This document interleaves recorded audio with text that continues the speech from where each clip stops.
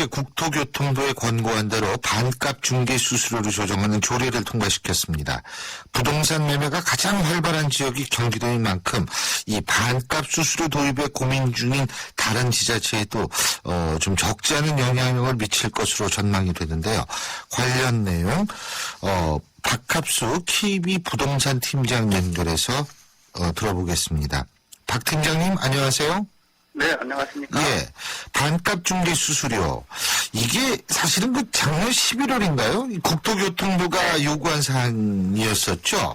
예, 그렇습니다. 맨 처음에 강원도가 통과시켰고, 이제 경기도가 두 번째죠? 맞죠? 네네네, 그렇습니다. 예. 그러면은 경기도의 부동산 수수료는 반값이 되는 건가요? 예, 그렇습니다. 이제 중개 수수료 체계를 조금 설명드려야 될 것 같은데요. 매매와 교환의 경우에는 당초 최고 구간이 6억 원 이상이었습니다. 거래 금액이 6억 원 이상이면 예. 0.9% 이하에서 중개업자와 의뢰인 간에 협의를 해서 정하도록 이렇게 돼 있었습니다. 예. 근데 이제 이게 0.9%가 이제 많다는 의견이 있어서 이걸 구간을 둘로 나눴는데요. 예.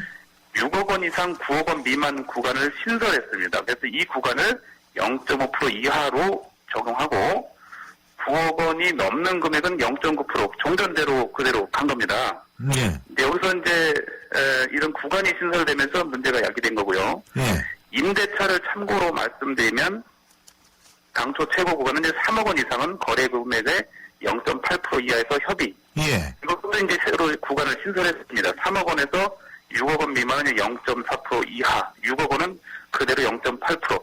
이렇게 이제 구간이 신설되면서 요율상 이 구간일 경우에 이제 반값 정도로 낮아지는 효과가 있다 해서 이런 이제 얘기가 나오는 겁니다. 절반은 그렇다는 얘기가 나오는 거죠.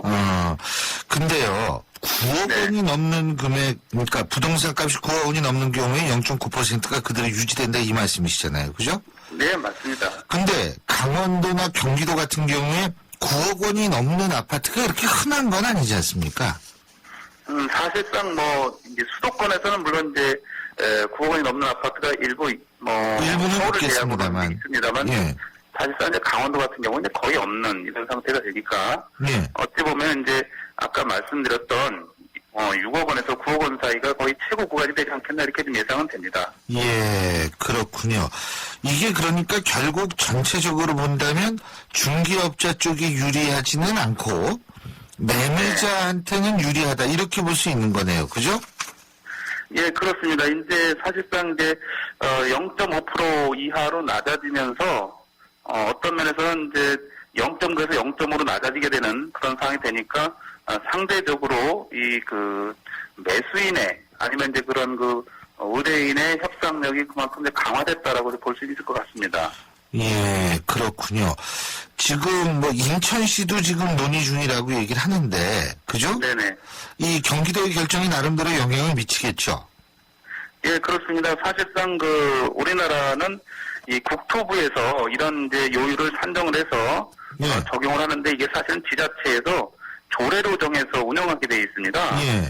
그렇지만 현재까지는 지자체마다 조례를 정하기는 돼 있습니다만 거의 그 전국이 균일하게 이렇게 적용을 해왔습니다. 그만큼 전국적으로 지자체에서 정하지만 요율은 똑같았다 이렇게 좀 말씀드릴 수 있어서 기타 이제 여타 그 지자체에서도 거의 국토부 안을 그대로 따를 것으로 이렇게 예상이 됩니다. 예, 그렇군요. 그런데 이게 조례로 지금 실시가 되면은요, 그게 어느 정도 강제성을 갖고 있는지 모르겠어요. 실효성 문제, 그게 좀 궁금하거든요. 조례는 이제 뭐 법의 일종이죠. 지자체에서 정한 이제 법이라고 할 수 있는 거기 때문에 그것을 지키지 않을 경우에는 그 의뢰인이 뭐 신고를 하게 되면 그에 대한 이제 제재를 받게 됩니다. 근데 그게 행정적 제재인가요? 네, 행정적으로 제재를 받게 됩니다. 중개업소가. 그만큼 이제 이거는 어찌 보면 꼭 지켜야 되는 그런 그 요율이라고 할 수 있습니다. 근데 부동산 중개에 또 이 종사하시는 분들이 부유층이다 이렇게 얘기하기는 힘들지 않습니까? 그렇죠? 네네. 그렇다면은 사실 부동산 중개하시는 분들의 입장에서 볼 때도 그러니까 우리 입장에서 볼 때 부동산 중개하시는 분들도 서민분들이 많을 텐데 이게 네네. 좀 딜레마인 것 같아요. 매매하시는 분들도 물론 서민이 많겠지만 네. 이게 서민 경제 활성화에 어떤 영향을 미칠지 그런 것도 좀 굉장히 궁금해지거든요, 사실은. 네, 그래서 이제 중개업체 쪽에서도 상당히 이 부분에 대해서 이의를 많이 제기한 거죠. 예. 지금 이제 중개업체가 부동산 경기가 전반적으로 아직은 이제 침체가 되면서 중개업체 상황이 굉장히 좋지 않고 또 폐업하는 업체들도 나름대로 계속 늘고 있기 때문에 예. 이 부분이 이제 집단적으로 이 부분에 대한 이제 의견을 제출하고 있는 중이었는데 예. 국토부에서는 중개업체 쪽보다는 어찌 보면 이제 수요자인 국민 쪽에 좀 어느 정도 의견을 좀 존중해서 이런 요율을 하향 조정하는 이런 식의 이제 정책이 나오지 않았나 싶습니다. 예. 그만큼 이게 잘 조절이 돼서 적용을 해야 될 거로 예상이 되고요. 예. 사실상 이제 제가 말씀드렸던 6억 원에서 0.9% 이하지만 종전의 상황을 잠깐 비춰보면 0.9% 이하지만 0.9%를 다 받지는 않았습니다. 현실에서는 사실상 한 0.1에서 0.7% 정도를 지급한 것이 통례입니다. 예. 그렇기 때문에 우리가 이제 반값이 줄었다 이렇게 얘기하기는 조금 무리인 숫자입니다. 0.1에서 0.7을 주다가 한 0.5 정도로 준다 이렇게 생각하시면 될 것 같습니다. 예. 조금은 낮아졌지만 이게 뭐 절반 정도로 실질적으로 낮아진 요율은 아니다라고 얘기를 할 수가 있고요. 그렇군요. 예. 그리고 0.5% 이하에서 이제 이번에 쟁점이 된 것이 이하를 뺄 거냐 안 뺄 거냐 요게 이제 쟁점이었어요. 그래서 0.5를 그대로 이하를 빼면은 0.5 그대로 정률로 받는 거가 되는데 이하를 넣게 되면 이제 하한선이 생기는 거니까 0.4도 받을 수 있다 이런 얘기가 됩니다. 예. 이제 이런 그 자구 하나 가지고 이제 여태까지 의견 충돌이 있었던 건데 현실에서 보면 이것도 사실은 0.5 이하에서 이하가 붙었다고는 하지만 0.5를 그대로 받을 확률이 사실 시장에서는 더 높다고 저는 좀 예상을 하고 있습니다. 예. 알겠습니다. 자, 다른 얘기도 좀 해보죠. 다음 달 네네. 주택시장의 월별 기준으로 역대 최대 물량이 쏟아질 거라고 그러던데요. 주택 분양시장에. 규모가 어느 정도 되길래 그렇죠? 예, 그렇습니다. 지금 3월 한 달간 전국에서 6만 가구 정도에 달하는 물량이 분양에 나서고 있습니다. 예. 이제 봄이 되면서 본격적으로 이 분양시장이 개막됐는데요. 계절적으로도 그렇고 지금 이제 뭐 1, 2월에 미뤄둔 이런 겨울에 미뤄둔 물량이 한꺼번에 나오고요. 또 사업 시기가 이런 또 침체 상황이어서 부적절하기 때문에 미뤄둔 이런 물량들이 부동산 시장의 개선이 이뤄지면서 한꺼번에 또 물량이 나오는 이런 시즌이 겹쳤다 이렇게 좀 보시면 될 것 같습니다. 그렇군요. 네네. 그런데 지금이 어떻게 좋은 기회라고 볼 수 있습니까? 어떤 면에서는 주택 구입을 지금 하는 데 있어서? 주택 구입을 하는 예. 데 있어서는 지금 좀 정확하게 시점을 말씀드리면 이 매수 시기가 될 거냐 이런 데 문제의 그 질문인데요. 그렇죠. 내 집 마련 실수요자는 어찌 보면 지금 현재 상태에서는 매수를 해도 좀 무리는 없다라고 저는 말씀드리겠습니다. 왜냐하면 예. 실수요자 위주로 본다 그러면 집값 상승에 대한 기대가 종전처럼 크진 않지만 예. 수도권 위주로 볼 때는 그만큼 또 떨어지지도 않을 개연성이 이제는 아주 형성이 됐다 이렇게 좀 볼 수 있습니다. 왜 그렇게 기반이 생각하세요? 형성이 됐기 때문에 네? 소폭이나마 오를 가능성이 더 있는 그 시장 상황이라고 보게 되면 매수를 통해서 안정적인 주거로 연결하는 것은 저는 크게 무리가 없는 상황이라고 좀 봅니다. 그러면 박 팀장님이 생각하실 때에는 지금이 집을 살 시기다? 네, 사실은 좀 거슬러 올라가면 정확하게는 2013년 하반기부터 수도권 주택시장은 소폭이나마 완만한 그 상승세를 가져왔습니다. 예. 그런 상태가 되기 때문에 지금 상태에서는 그 추이가 그렇게 쉽게 꺾일 것 같지는 않습니다. 왜냐하면 여러 변수가 있는데 예. 가장 큰 게 이제 전세난입니다. 이 전세난에 대한 예. 이런 것이 이제 매수로 반영되는 게 가장 큰 요인인데 여기에다가 말은 많습니다만 어찌됐건 저금리가 지속이 되고 있고 예.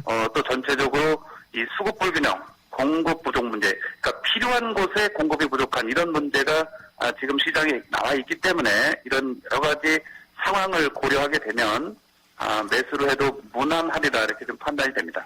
근데 이 역으로 따져서요. 우리가 전반적인 경제 상황을 봤을 때 지금 물론 정부에서는 뭐 디플레이션이 아니다 이렇게 지금 계속 얘기를 하고 있지만 일부에서는 이게 디플레이션 초입에 들어간 것 아니냐 이런 얘기가 나오고 있거든요. 디플레이션이라는 게 결국 뭡니까?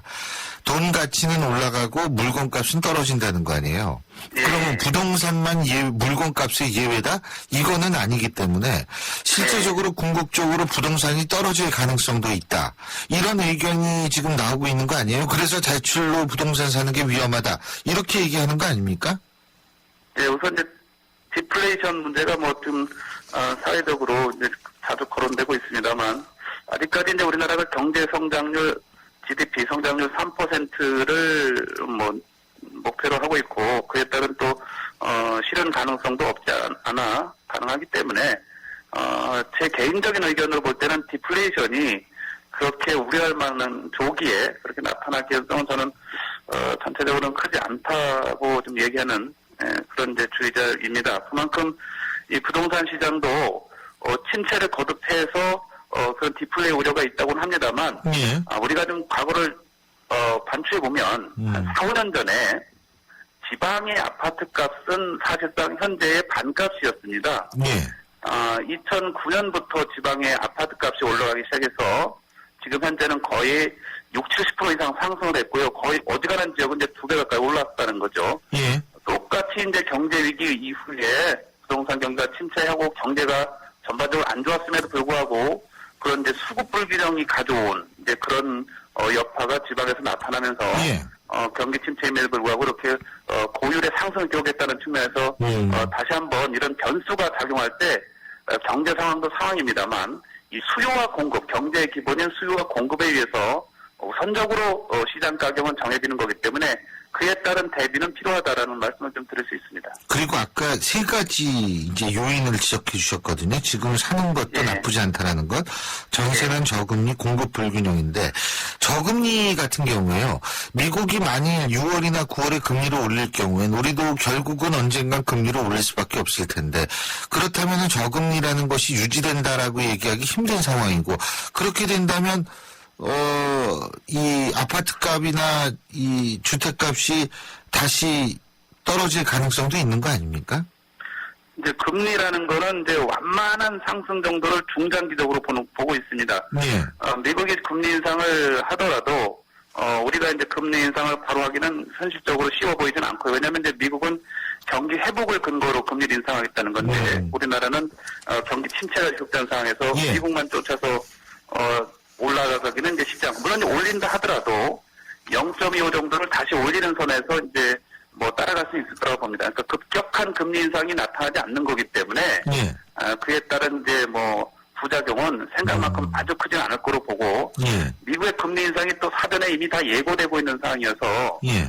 각 분야에서 뭐 준비는 다 하고 있는 상황이기 때문에 지나치게 그 금리 인상을 우려해서 우리가 위축될 필요는 없어 보이고요. 예. 급격하게 금리 인상이 돼서 시장이 망가지려면 금리가 한 3% 정도 올라가야 됩니다. 과거의 경험을 비추어 보면은 IMF 때가 그랬고요. 예. 미국의 서브프라임 모기지 때가 그렇게 금리가 3% 정도 떨어졌고요. 일본의 부동산 가격이 급락할 때가 금리가 3% 정도 1년 만에 단기간 내에 상승했습니다. 예. 그런 상황까지 초래될 가능성은 거의 없다고 보기 때문에 지나친 우려를 하지 않아도 될 것으로 보고 있습니다. 예, 잘 알겠습니다. 오늘 말씀 여기까지 듣겠습니다. 고맙습니다. 네, 감사합니다. 지금까지 KB부동산팀의 박합수 팀장이었습니다.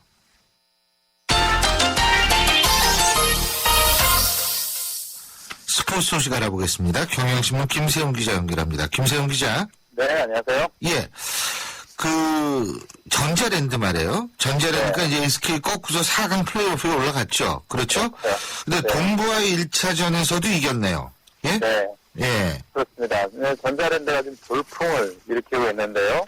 당초 이제 리그에서 6위를 차지하면서 6강 플레이오프 올라왔는데, 예. 뭐 상대 전적이나 전력이나 이런 식으로 밀릴 거다라는 예상을 했는데, 6강에서 승리하고, 지금 원주 동부 리그 2위 팀이거든요. 예. 여기하고 오전 3선승제로 4강 플레이오프를 시작을 했습니다. 예. 어제 1차전이 원주에서, 그러니까 원주 동부의 홈인 원주에서 열렸는데요. 전자랜드가 6 승리됐습니다.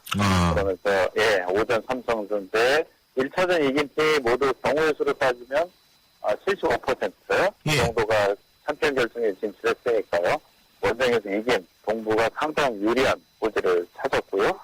그리고 전자랜드가 원래는 3쿼터가 좀 뒤졌어요. 근데 막판에 연속으로 득점하면서 역전에 성공을 했고, 또 동부는 마지막에 막판 4쿼터 끝날 때쯤에서 김수영 선수가 자유투 2개를 얻었는데, 이걸 집어넣었으면은 승부를 좀 다시 볼 수가 있었는데 이게 모두 다 실패를 하면서 다시 경기를 뒤집지 못했습니다. 전자랜드에서는 포엘 선수가 21점에 10리바운드 기록을 했고요. 동부의 진영만 감독이 포엘 참 맞기 어렵더라 이렇게 얘기를 할 정도로 잘했고, 특히 전자랜드가 지난번 6강 플레이오프에서 3점슛이 한번 폭발적으로 터졌는데 어제도 고비마다 3점슛 9개가 들어가면서 승리를 이끌었습니다. 유로운 감독은 동부가 수비력이 되게 좋은 팀인데 공격은 별로 좋지 않다. 그래서 우리가 동부 점수를 60점대로 막으면 승산이 있다고 봤다라고 얘기했는데요. 62대 63, 66대 62, 60점대로 묶으면서 승리를 가져갔죠. 네, 그렇군요. 자, 그리고 오늘 시간 관계상 대한축구협회가 도전적으로 준비해온 여자 월드컵 유치, 이게 실패한 모양이죠? 네, 2019년 여자 월드컵을 우리가 한번 유치해보겠다라고 유치전에 뛰어들었습니다. 영국도 뛰어들었고요. 프랑스, 뉴질랜드 이렇게 다 했었는데 막판은 우리하고 프랑스 싸움이었거든요. 오늘 새벽 피파의 집행위원회가 열렸는데 거기서 여자 월드컵 개최권을 프랑스로 주기로 결정을 했습니다. 외신을 보니까 만장일치였다 이런 표현이 나오고 있어요. 그래서 우리 입장에서는 수치적으로 완패를 한 그런 꼴인데 아마 이런 게 있었을 것 같아요. 우리가 왜냐하면 지금 2017년 20세 이하 여자 월드컵을 우리가 치러야 되고요. 2018년 20세 이하 여자 월드컵. 만약에 2019년 여자 월드컵까지 했으면 2019년 대회. 그러니까 2017, 2018, 2019 3년 연속으로 피파 주간 여자 대회를 다 하게 됐습니다. 그렇게 되면 피파 입장에서는 이거 여자 월드컵에 관련된 대회를 전부 다 한국에 준다라는 게 또다시 문제가 될 수가 있겠죠. 그래서 피파는 그걸 아마 싫어했던 것 같고요. 우리 땅에서도 꼭 이걸 이뤄보겠다라고 도전을 했는데 아무래도 우리나라 쪽으로 너무 많은 대회가 온다는 건 부담감을 넘지를 못했죠. 그래서 그렇군요. 알겠습니다. 오늘 말씀 여기까지 듣죠. 고맙습니다. 네, 고맙습니다. 경향신문 김세훈 기자였습니다. 출발 새 아침은 청취자들의 참여를 기다립니다. 짧은 문자 50원, 긴 문자 100원의 문자 서비스 혹은 트위터 YTN 알스포트로 함께해주세요. 참여하신 분들 중 몇 분을 선정해 준비한 선물을 보내드립니다.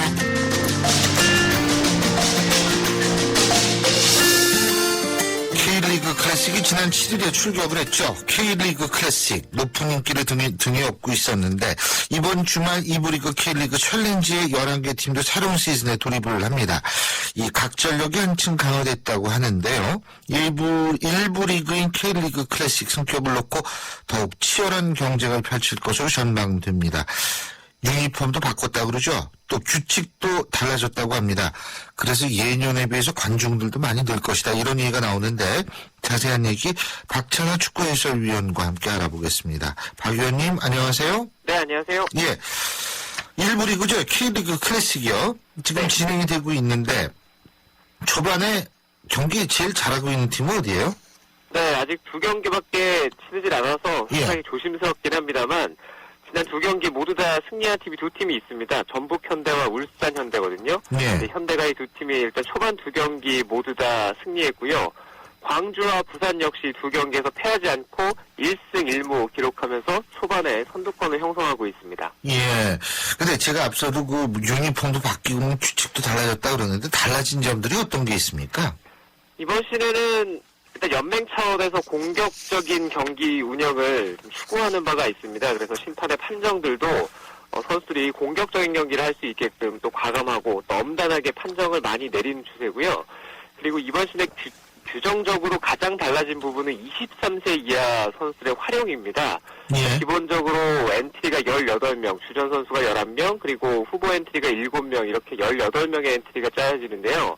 이 가운데 23세 이하 선수가 2명 이상은 반드시 2명은 반드시 포함이 돼야 됩니다. 그리고 그 가운데 한 명은 또 선발 출전을 의무적으로 해야 되는 규정이 있거든요. 그래서 이 조항이 지켜지지 않으면 원래 축구가 교체 선수가 3명이잖아요. 예. 근데 23세 이하 선수가 1명이 들어가면 교체 선수가 한 장 줄어들고요. 또 23세 이하 선수가 18명 엔트리 가운데 1명도 포함되지 않으면 이제 교체 카드를 한 장밖에 쓸 수가 없습니다. 네, 다만 예외가 있는데 23세 이하 선수는 올해 같은 경우에는 AFC 대회, 다시 말하면 리오데자네이루 올림픽 그 예선을 겸하고 있습니다. 그래서 이 선수들이 차출이 될 경우에는 대표팀에 차출이 되는 선수만큼 그 규정을 지키지 않아도 되도록 이제 감면을 해줍니다. 예, 그리고 제가 아까 유니폼 바꾼다 이런 얘기도 했는데, 유니폼 바꾸면은 팬들의 반응이 좋아지겠죠? 그러니까 좀 더 관심을 끌겠죠? 네, 유니폼을 잘 만들면 예. 팬들의 반응이 아주 뜨겁고 또 생각보다 유니폼 디자인이 팬들의 성에 차지 않으면 예. 또 반응이 좋지 않고, 반응은 뭐 대중들의 반응. 반응 크게 들키니까요. 반응 좋은 유니폼이 어떤 건지 모르겠네요. 네, 대표적으로 이번 시즌은 뭐 전반적으로 이제 반응이 좋은 편인데요. 예. 네, 성남의 검은색 유니폼이 있습니다. 아. 그래서 올블랙이라고 해서 검은색 유니폼이 최근에 이슈를 뭐 시즌 초 하기 전에 많이 뜨기도 했고요. 또 이랜드 FC죠. 이번 시즌 챌린지에 새롭게 합류하는 신생 구단인데요. 이랜드 FC의 경우에는 유니폼에 무늬를 넣습니다. 그 표범 무늬를 넣어서 그것도 독특하다는 평을 받고 있습니다. 예, 그렇군요.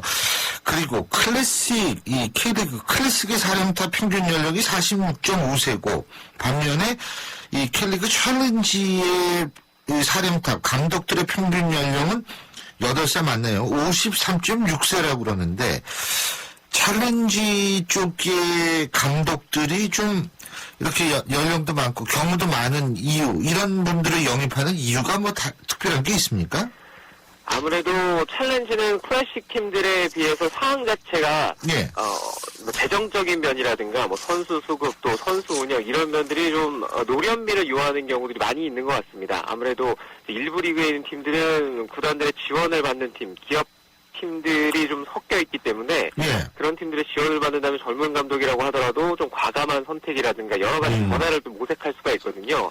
하지만 챌린지에 있는 팀들은 일단 목적 자체가 일부 리그로 올라가야 되는 좀 상황 자체가 그렇게 넉넉지 않은 그런 현실에 있다 보니까 그런 것들을 돌파하는 데는 뭐 젊은 과감함보다는 좀 베테랑들의 노련미 이런 것들이 우선시되는 경향이 있지 않나라고 볼 수 있습니다. 예. 자, K리그 클래식은 흥행이 잘 되고 있는 모양이에요. 그럼 챌린지도 어떻게 좀 잘 될 거라고 보십니까? 네, 챌린지도 정착이 일단 돼야 될 것 같은데요. 예. 일단 승강제를 시행한 지가 그렇게 오래되지 않았습니다. 그래서 차근차근히 연착륙을 해나가는 단계라고 볼 수가 있는데 뭐 첫 술에 배부르기는 좀 어려울 수가 있잖아요. 그런 면에서는 뭐 조급하게 생각할 필요는 없고요. 천천히 내 팀이라는 인식을 갖게 하는 것이 상당히 중요할 것 같은데 예. 그런 면에서는 이번 시즌 역시 많은 팀들이 이제 우리 팀이다, 또 우리 고장팀이다 이런 것들을 좀 어필할 수 있는 시즌이 됐으면 합니다. 그렇군요.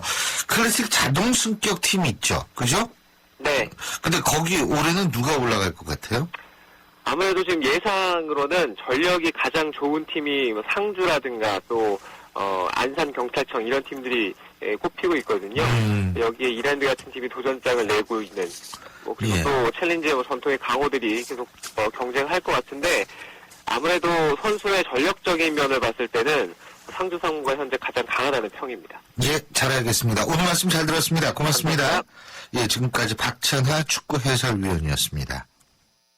차고만내 차고 같아 2588 홍제동 김수미 상담은 대리운전 1기 오늘은 실수로 이중 배차가 돼서 택시비 달라는 기사님과 나한테 직접 오라는 고객님 달래느라 고생 좀 했네. 그래도 좌우로 정렬 2588 안녕하세요. 영화배우 황정민입니다. 유플러스 가족 무한 사랑 들어보셨어요? 가족 중 한 명이라도 유플러스면 온 가족 휴대폰 요금을 매달 할인해줍니다. 거기다 인터넷까지 유플러스면 LTE 무한대 요금을 최대 반값으로 쓸 수 있습니다. 국내 유일 유플러스 가족 무한사랑 편업. 지금 유플러스 매장에서 만나보세요. 신일의 출발새 아침 3부 순서는 여기서 줄입니다. 잠시 뒤 4부에서 뵙죠. 깜깜한 밤, 아이들은 밤이 무섭습니다. 부모님이 오실 때까지 뜬 눈으로 무섭고 외로운 밤을 버텨내야 합니다. 따뜻한 저녁 식사는 꿈도 꾸지 못합니다. 이 아이들에게 더 이상 두렵지 않은 행복한 밤을 선사해주세요. 저소득 아동 야간보호 프로그램 별빛학교에 여러분의 따뜻한 마음과 정성을 모아주시면 됩니다. 선생님의 안전한 보호 아래 친구들과 함께 뛰어놀고 공부하고 같이 저녁을 먹으며 아이들의 행복은 조금씩 자랍니다. 2015 YTN 라디오 영종기획 함께 들어요 대한민국 기아대책과 함께합니다.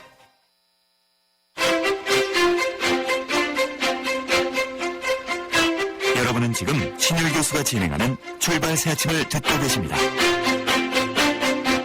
신율의 출발 새 아침 4부 순서 광고 듣고 시작합니다. 난 귀찮은 거 싫어해요. TV 볼 때 제목만 말해도 바로 보여주고 내가 좋아할 만한 거 알아서 좀 챙겨줘요. 올레 TV는 할 수 있죠? 당연하죠. 말만 하면 찾아주고 보고 싶은 영화 알아서 추천해주는 올레 TV. 좋은 선택을 하라. Good choice. 올레. 하얀 쌀에 옛 어머니의 지혜가 더해지면 들리세요? 한 번에도 뺏기지 않는 빨간 쌀의 능력. 촉촉해지고 싶은 만큼 촉촉해져요. 진한 보습이니까 한율 진액 스킨.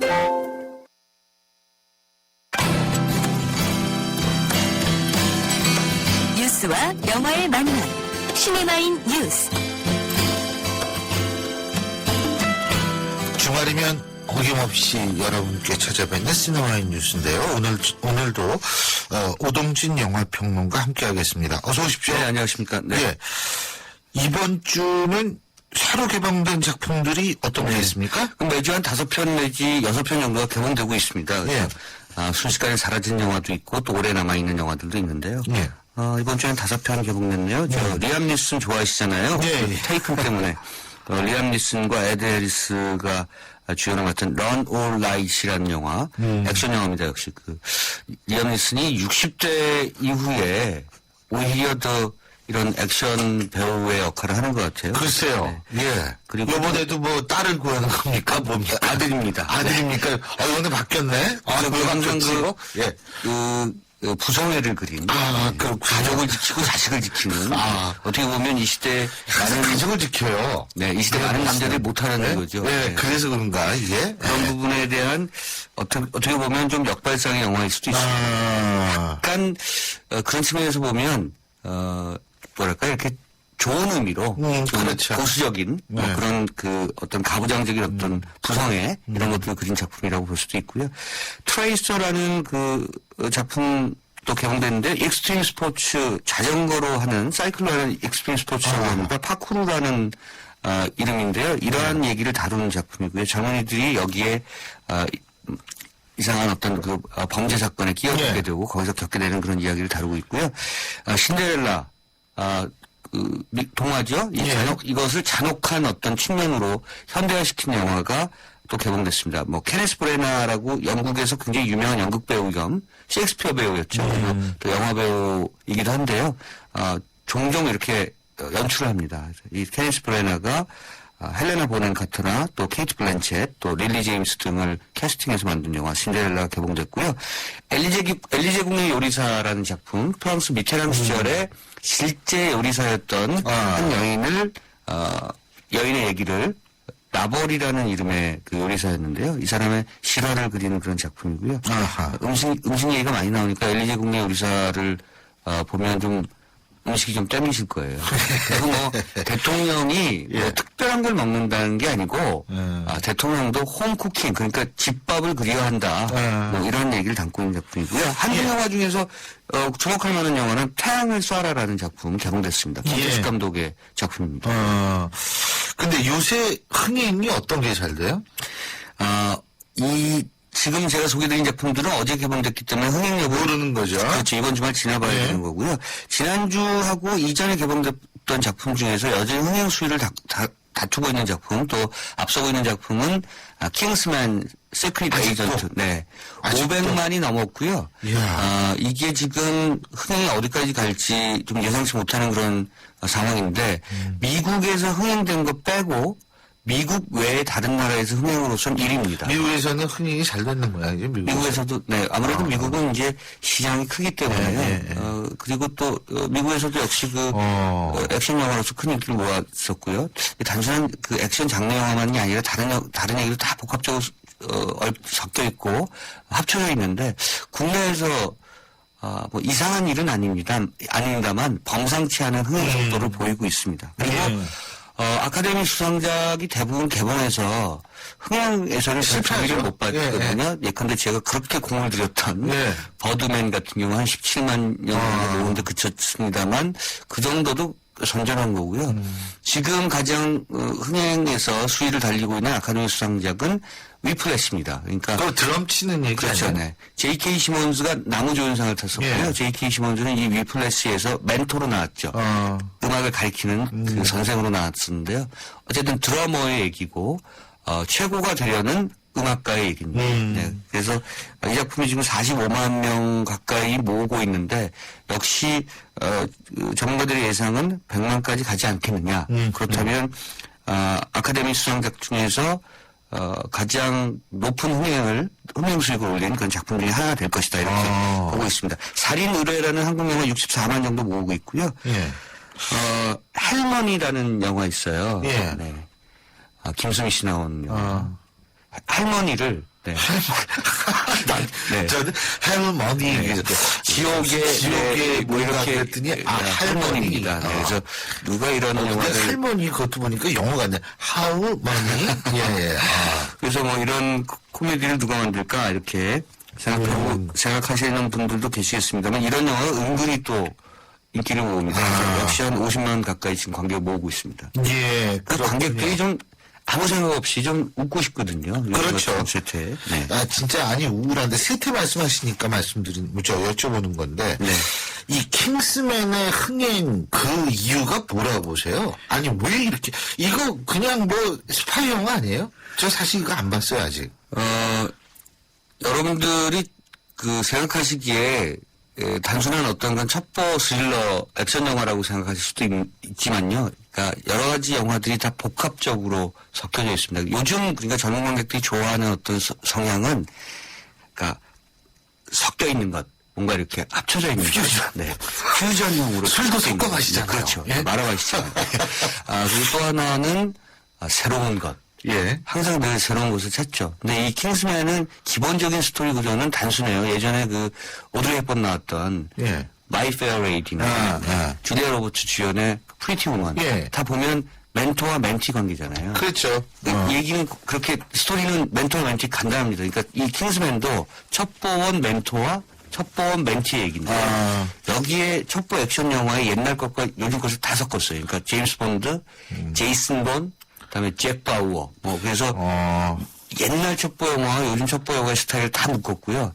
거기다가 18세 관람가예요. 18세 이상 관람가. 그러니까 잔인합니다. 잔인한 어떤 그런 영상이 어떤 스타일로 보여지냐면 여러분 그 젊은 친구들이 좋아하는 젊은 관객분들이 좋아하는 그 퀸틴 타란티노의 스타일. 좀 싸고 좀 값싸 보이는 그런 피치적 감성도 막 들어가 있고요. 그리고 헤모글로빈의 시인이라고 불렸던 만큼 그 타란티노가 이 영화도 사실은 뜬금없이 좀 잔혹한 장면들이 나오거든요. 그런 그 좀 낯선 이질감 이런 것들이 좋은 관객들이 좋아하는 거고요. 여기에 또 이제 한국의 박찬욱 감독의 스타일 또는 박찬욱 감독이 올드보이에서 보여줬던 그런 액션 장면들이 실제로 그 자기가 거기서 영감을 얻어가지고 했다고 그러잖아요. 그래서 그 교회에서 벌어지는 경투씬은 올드보이의 그 최민식 씨가 벌이는 장거리 액션씬 그것을 이제 차용한 거죠. 그래서 그렇군요.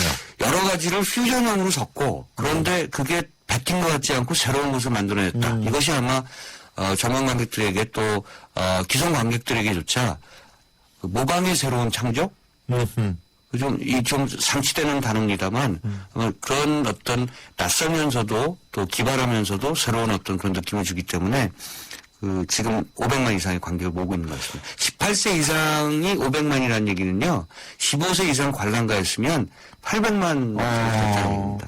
그 살인 의뢰라는 우리나라 영화 아까 말씀하셨는데 네. 이 영화도 요새 유난히 사건 사고 많잖아요.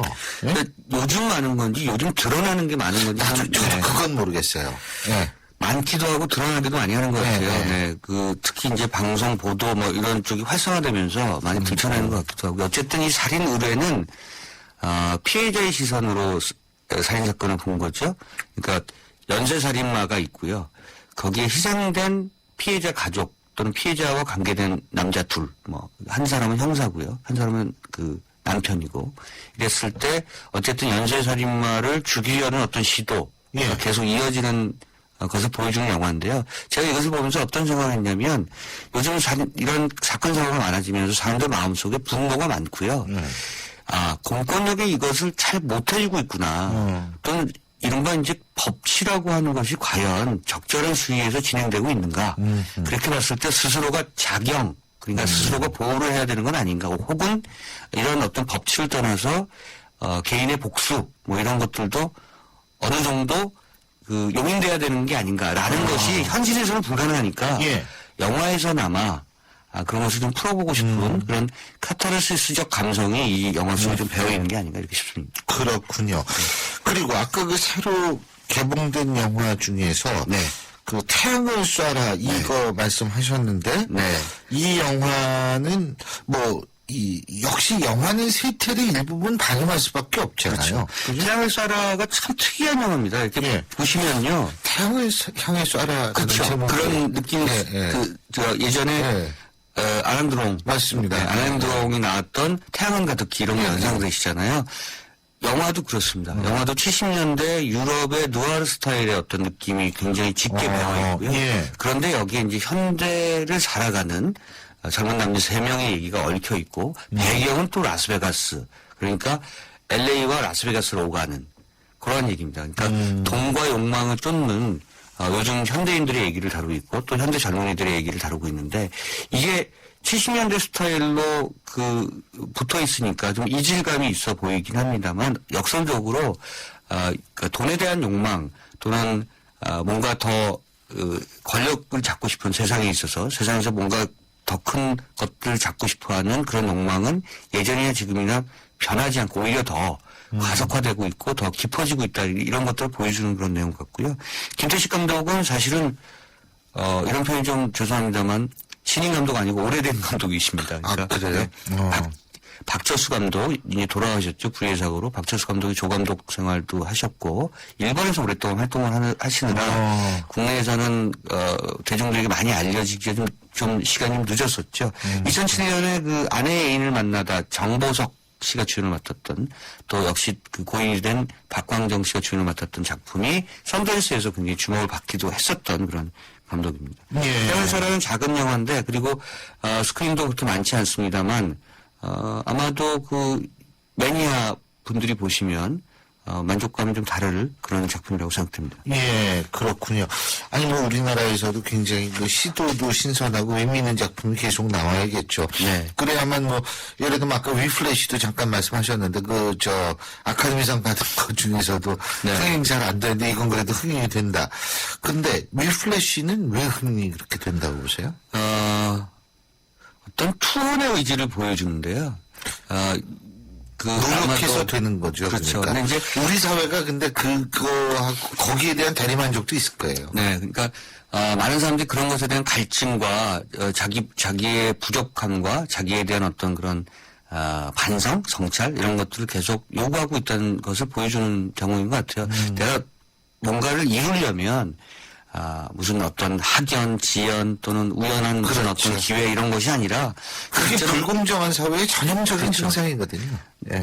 내가 정말 최선을 다해서 뭔가를 해야 된다 이런 것들을 마음속에 갖고 있는데 실제는 꼭 그렇지는 않잖아요. 그래서 영화 속에서 그걸 보면서 어떤 자성의 시간을 갖게 된다는 측면에서 아마도 관객들에게 좀 어필하는 것 같고요. 또 하나는 여기서 나오는 멘토 선생의 모습이 약간 양가적인 것 같아요. 그러니까 진정한 예술가 또는 진정한 어떤 그 인간의 모습을 키워내기 위해서 선생이 저렇게까지 해야 되느냐 또는 저렇게까지 해야 된다라는 어떤 그 지점에서 질문을 던지고 있는 작품이기 때문에 논쟁적인 작품이 항상 예.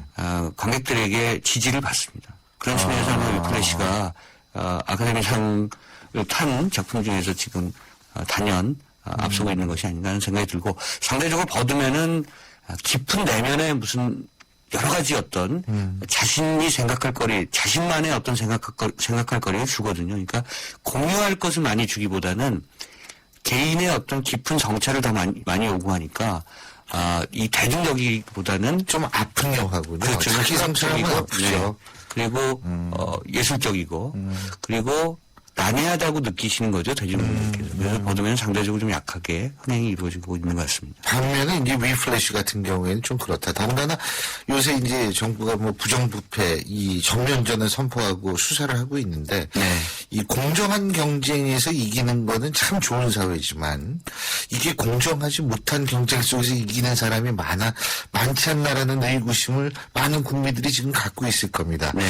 그런 예. 근데 영화가 늘 영화를 보시면 그 지금의 현실과 대비되는 부분들을 찾으실 수가 있거든요. 그래서 좀 현실이 답답하시면 2시간 정도 시간 내셔서 이런 등등의 영화를 보시면서 좀 한번 해석해 보시기를 바라겠습니다. 알겠습니다. 자, 오늘은 어떤 음악 추천해 주시겠습니까? 사실은 굉장히 주목할 만한 작품인데 약간 외면받고 있는 그러나 또 많은 매니아들 분들이 좋아하시는 영화 세인트 빈센트라는 영화 있어요. 예. 빌 머레이가 주연을 맡은 작품인데 여기에 밥 딜런 노래가 나오거든요. 밥 딜런, 야, Shelter from the Storm. 예. 요즘 세태 또 반영하는 제목의 노래 같아서 네. 그렇죠. 네. 그 의진처가 필요하죠. 네. Shelter from the Storm. 네. 예. 자, 이 노래, 밥 딜런의 노래 함께 들으면서 오늘은 여기서 헤어지죠. 오늘 말씀 잘 들었습니다. 네, 고맙습니다. 감사합니다. 네. 지금까지. 사장님, 복잡하고 까다로운 세금 신고, 장부 작성, 재무 진단은 어떻게 해결하세요? 당연히 산살기 맡기죠. 고용산재보험 사무대행. 청년 후견인 업무도 해결해주는 든든한 파트너니까요. 세무사를 알아두는 것이 생활의 지혜입니다. 한국세무사회. 에이스 고객 이정재, 침대를 말하다. 가구는 디자인만 보고 사도 되지. 근데 침대를 그렇게 잡아놔. 아침에 어떻게 되겠어? 잡았으면 알 텐데. 침대는 가구가 아니다. 침대는 에이스다. 에이스 침대.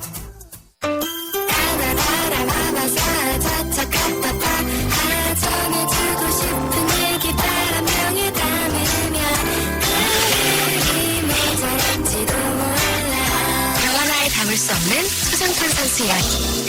사랑을 일으키다. 초전탄산수.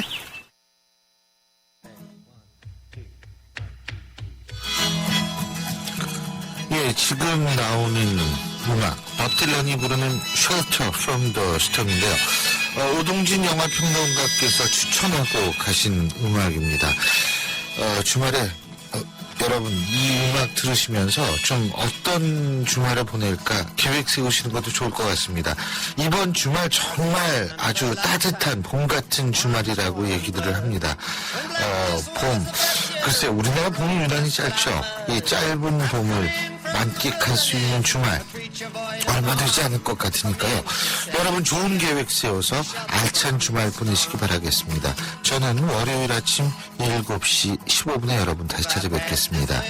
지금까지 신유리였습니다. 고맙습니다. I'll always do my best for her, on that I give my word. In a world of steel-eyed death and men who are fighting to be warm.